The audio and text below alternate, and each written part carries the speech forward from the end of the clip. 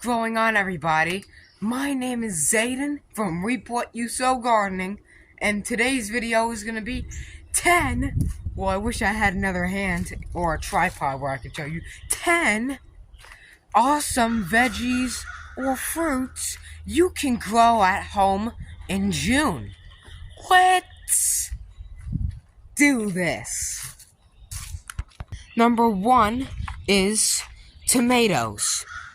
Heirlooms, cherry tomatoes, and other different types of tomatoes.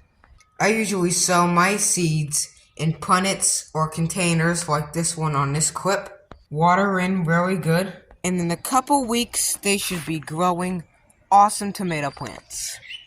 Another tip to grow tomatoes is pruning with them. See these leaves on the bottom right here? Mind the bird noises, there's tons of little titmice and stuff. So, you see these leaves over here?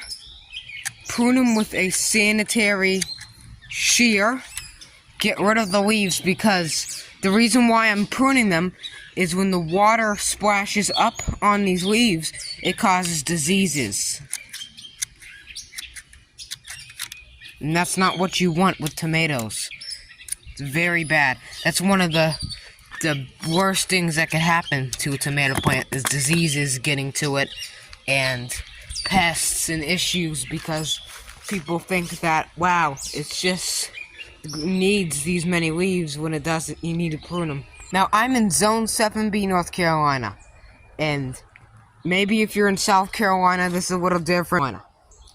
So number 2 is potatoes. Just like in the tomato family, potatoes are very easy to grow. So, what you want to do is make sure you have nice, fertile, moist soil. They can grow in part shade or full sun. They're really good in full sun. I highly recommend them. 2 years ago, I grew them near my clean out on my fireplace. It's really shady over there. So, what I did is planted the potatoes that have gone bad, have gone over chitter, disgusting supermarket potatoes that have had those little shoots on them starting to pop out. I just said, you know what, I'll just plant them. Well, that was last year. These I bought from a nursery, and these are growing way better because these are certified seed potatoes, organic ones. And you can see how well they're doing. Some people like to space them out. Now, it's not necessary. If you plant, I don't know, like something like 4 potatoes, and you end up with like 70 potatoes in one spot, or if you planted 1 potato, let's say right here, and you end up with this number, don't space them out. That's going to kill the plant. They're not tomato plants. Potatoes have little eyes on them that sprout up, and they want to grow like this. This is how they grow in the wild. They want to grow like this, all in clumps, kind of like Everglades tomatoes. When the plants are ready to harvest, just go ahead and check if they're yellow leaves or brown leaves.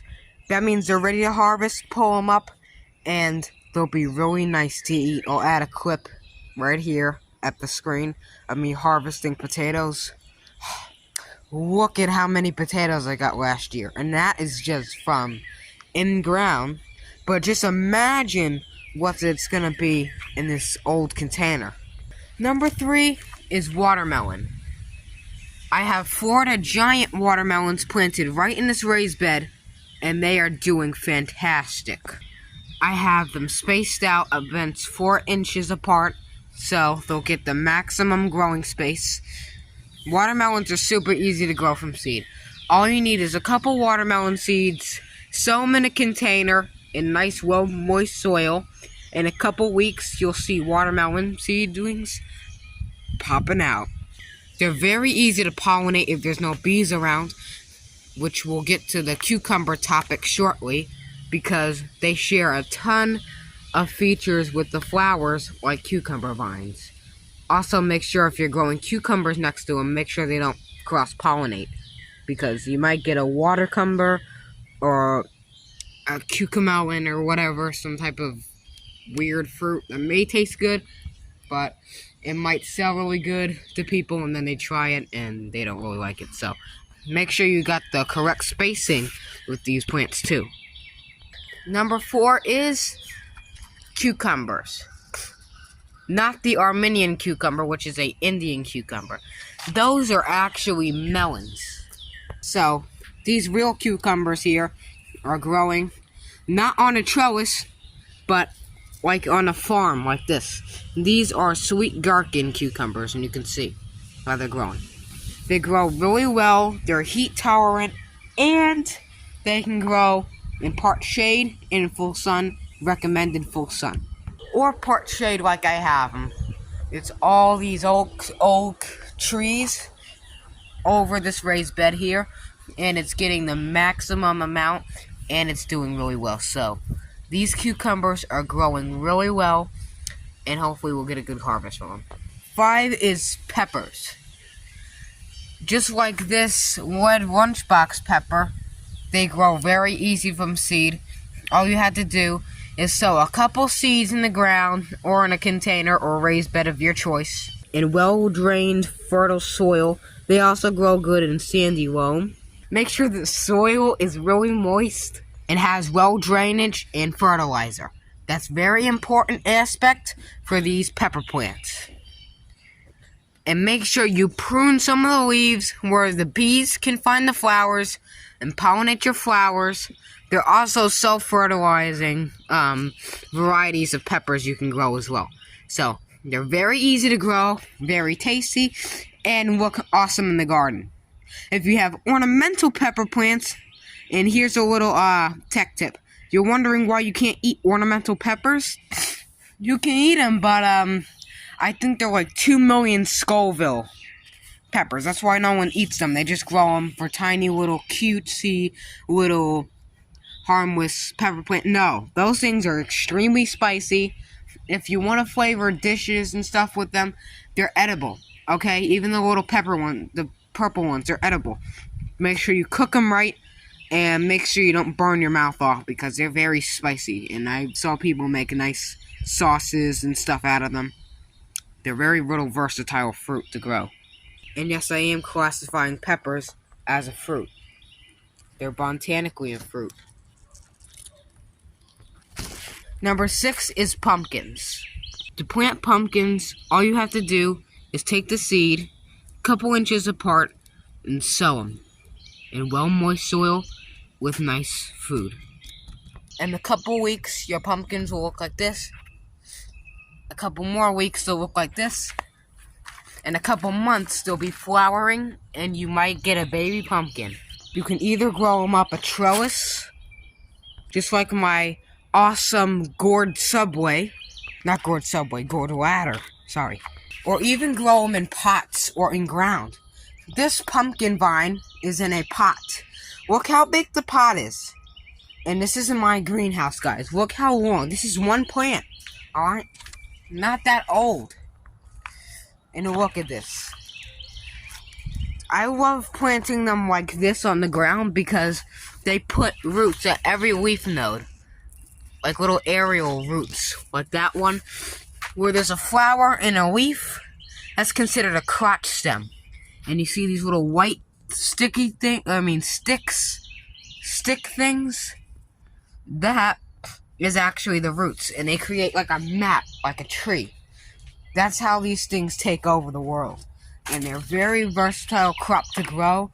Some people use the leaves in cooking, remove the spines from the leaves first, or they can even eat the pumpkins, which is most popular and delicious. I'm just salivating about a pumpkin pie. Yum! Number 7 is summer squash. Summer squash is also a really nice crop to grow and taste delicious. This is a yellow summer squash with summer squash on it. And it's growing in this raised bed very well.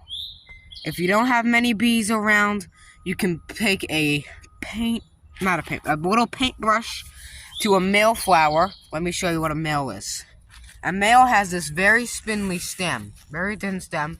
You take the pollen from this little orange little blob in there. And when the female opens, that has a little squash behind it, just like pumpkins or cucumbers or watermelons or gourds. You can pollinate the inside of this flower and you'll get fruit when it opens. Do not try to open it like this or else the fruit will drop and rot. Also, I remove squash bugs very easy by pulling them off the plant and stomping on them. You can either use some organic pesticides or normal pesticides if you're not organic. But also, here's a warning for messing with squash bugs. They do bite sometimes. I read on Google forums, and it also said that they're kind of close to tick bites. So, they're not really something to be playing with. But I just pick them off the vine, stomp on them 10,000 times, and the problem is solved. Number 8 is corn. Who doesn't love corn? It's awesome. From cream corn, to corn on the cob, to corn grits, to corn hominy, and to corn flakes. And also Special K, I think. Corn is a very easy crop to grow, and they're kind of like a lazy crop to grow if you think about it. I recently made a video about growing popcorn from seed.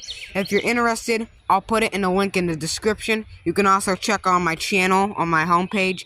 It'll probably come up in For You, or just click to videos on the homepage and you'll find it. In this area, I've been planting popcorn kernels, those Orville non-cooked popcorn kernels. I've been planting them, and look at that. I got corn coming up everywhere. And it's very easy to grow, and they are just delicious. Who doesn't love a nice bowl of popcorn? Number 9 is gourds. Warning, heavy warning. Not all gourds are edible, and some are poisonous. Like these. Ornamental gourds are toxic and should not be consumed by humans, pets, or other animals. They're only for their good looks and ornamental values. If you want to grow edible gourds, either grow a birdhouse gourd or a loofah gourd. You can only eat the loofah gourds at a tiny stage, as the same as a birdhouse gourd at a tiny stage. That's the only stage you can eat gourds like this. And bitter gourd from Asia. Now, let's get back to these. You can plant these the same way as you can plant pumpkins in fields, on trellises, or in ground. I don't think gourds really have roots coming out of the nodes like pumpkins. They're more like summer squash, how they grow. So these gourds are in clumps, and they're doing good. 2 years ago, I had one gourd vine, and it was very big. It was growing, and then it stopped growing, it was growing, then it stopped. I couldn't even remember what was going on with it, but a very nice crop to grow. And if you want to sell them, like I am, selling them to friends, family, even neighbors, they'll be nice towards Halloween, if you do Halloween, which I don't. Okay, but people like them for Thanksgiving on their porch and stuff. People paint them. It's a very versatile little crop to grow, and I highly recommend growing gourds too. Let's move on to last but not least, number 10. Number 10 is sunflowers. Who doesn't love sunflowers? They're awesome. And I'm growing them right here in my greenhouse. Sunflowers are very easy to grow from seed, and you put the seeds just like this, 1 inch apart. Just like that, this distance. And you want to do a finger length deep and a thumb's length apart. What am I talking about that? I'm going to go this deep in the ground and the thumb's length apart. That's exactly what you want to plant. So I got the same spacing. These sunflowers, I planted 2 in 1 hole to maximize the space well. And they're growing very, very well. So, last year we had nice big sunflowers, and they're growing good. You can eat the flower heads, you can grow them, you can eat the seeds, of course. People love eating seeds, and they're just a really nice plant to grow. Everyone loves sunflowers. Oh, and check this out. There's a little potato growing in my raised bed in the greenhouse, too. I swear, the greenhouse is like something else in here. And for a bonus, check out these cucumber flowers.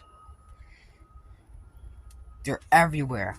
These are cucumber vines, and now they're like taking over the greenhouse, which I love. I love when the greenhouse goes rogue, and I love when it just gets too cluttered in here with vines and plants. It just looks like a different dimension.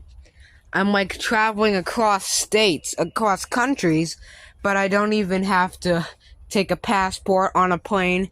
I just go in my backyard, and I'm in Florida now. If you enjoyed this video, I highly recommend subscribing to Reap What You Sow Gardening and liking the video. We're trying to get 2,000 subscribers from you guys, and I cannot do it without your help. It means too much to me. Thank you for watching, and keep on growing. Also, I really recommend selling your produce if you have too much to eat, like persimmons or something. And customers will really like it. Some of the off-grid communities and other communities around your place, and it's interacting with people. It's fun, and you'll make a pretty penny from it too. If you're into money and stuff, it's not really, but if you need a quick buck, go ahead and sell yourself a couple tomatoes, or even the plants will probably get you a pretty penny. Thank you for watching, and keep on growing. Cheers! Or should I say keep on sowing, because many people say keep on growing. I've got my own thing now.